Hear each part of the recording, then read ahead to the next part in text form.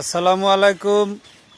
অতিরিক্ত বৃষ্টির মধ্যে আমার এক ভাই ঘাস কেটে চলে আসছে, কত কষ্ট করে, খুব কষ্টের মধ্যে মাঠে একটি ঘাস নিয়ে চলে আসলো। আর দেখেন বৃষ্টির কারণে মানুষ চলাফেরা করা খুবই সমস্যা। 10-12 দিন মানুষের কোনো কাজকর্ম নাই, মাঠে ঝাল বেগুন সব ডুবে গেছে, ধান হচ্ছে না। অতিরিক্ত বিল খালে পানির জন্য মানুষ কাজকর্মে সবাই বসে আছে।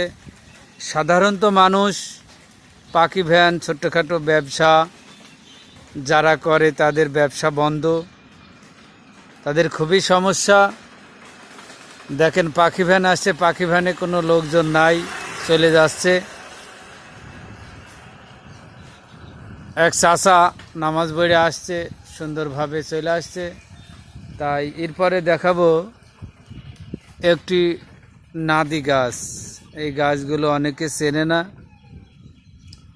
নাদি গাছটার ফল ধরে খুব সুন্দর, কিন্তু এই মুহূর্তে নাই। এই নাদি গাছের ডাল